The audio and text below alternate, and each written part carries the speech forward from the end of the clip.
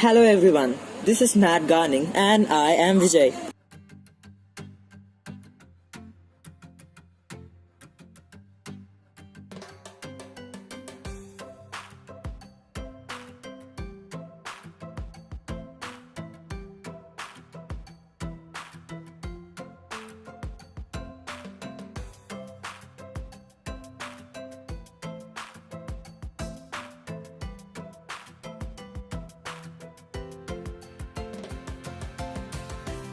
In today's episode, we will look at 10 tips on growing rose plants, which will help in more blooms and quality blooms on your plants.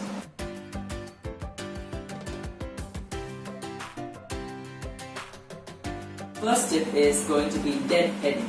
Deadheading, the word means cutting off or trimming off or pruning off the dead branches or dead flowers, which will stimulate the plant growth and give more nutrition to the new growth.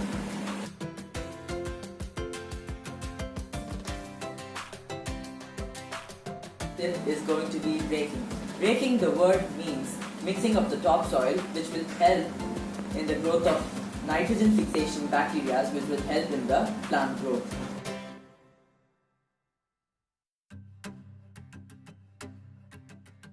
Third tip is watering. Watering should not be done on the leaves like this because they will cause fungal diseases.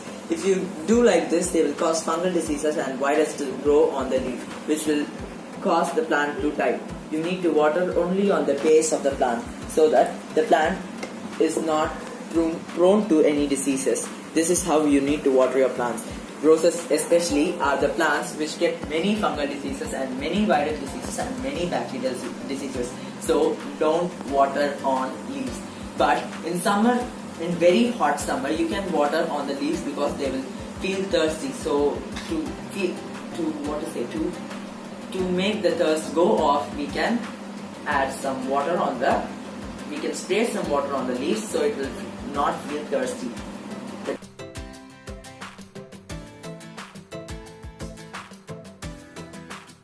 Tip is sunlight. When it comes to sunlight, roses need 6 to 8 hours of sunlight.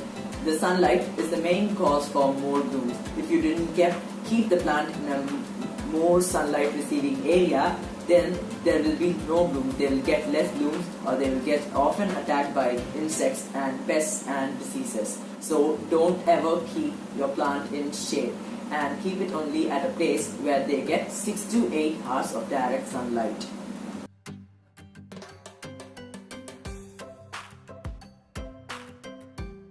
Is a kind of feeding. The banana peel fertilizer. The banana peel fertilizer is a fertilizer which is made of bananas soaked in water for a week.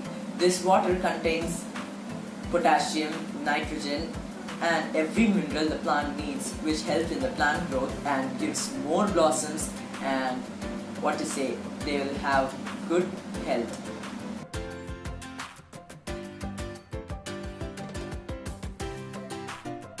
It's also a kind of feeding. It is vermicompost. Vermicompost is the best food for every plant, but especially when it comes to roses, it is the best of best food. And when you give vermicompost, it is a cooling one. And if you live in a place like Chennai, which is so hot, vermicompost will cool the plant and give you more roses. Roses require a slightly cold, a spring-like feel to give more blossoms.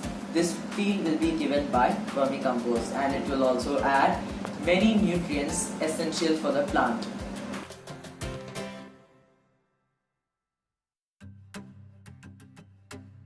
It is pruning.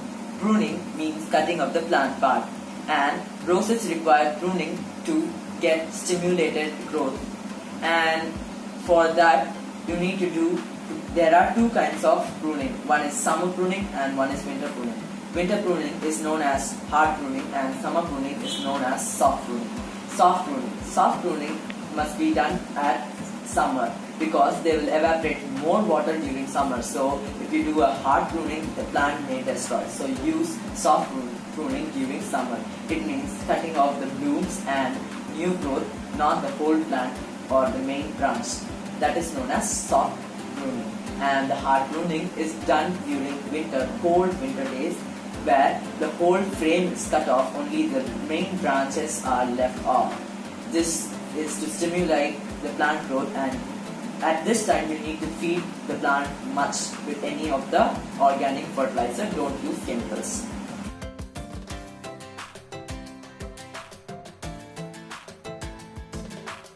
Is about the soil medium.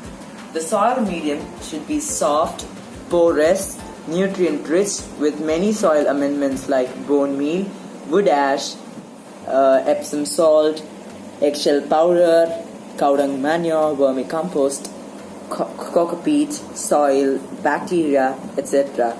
That is known as the soil medium. It should contain whatever the nutrient the plant needs.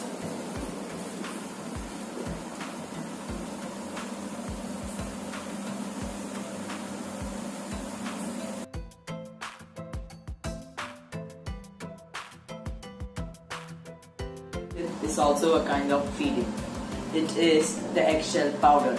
The eggshell powder is a rich source of calcium, phosphorus, potassium, and magnesium, zinc, sulfur, etc.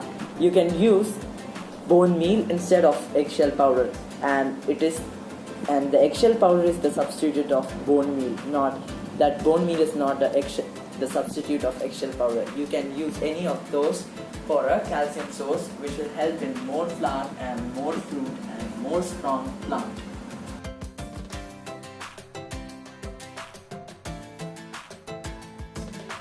The last tip is going to be the using of Epsom salt on the plants. Epsom salt can be used as a solution or gently sprinkled on the base of the plant. Whichever may be the use, you can for spray or for liquid emulsion, you can use 5 grams of Epsom salt in 1 liter of water and spray it on the plant once in 2 months. So the plant will get more blooms with dark colors and vibrant colors, and it will stimulate the plant growth. The water will break down Epsom salt into sulfur and magnesium. These both are the major components in a plant. They help in chlorophyll formation and flower formation. So this is why Epsom salt is used in roses, and Epsom salt can be used in any other plants like tomatoes, brinjals, face finger, or any other plants love to use Epsom salt as their food, and they will also stimulate the flower and fruit production in any vegetable plants also. So use Epsom salt on any plant. That will help in the plant growth wholly. And thank you folks. Today's episode will be useful for you. Use these tips to make your garden healthy. Happy gardening!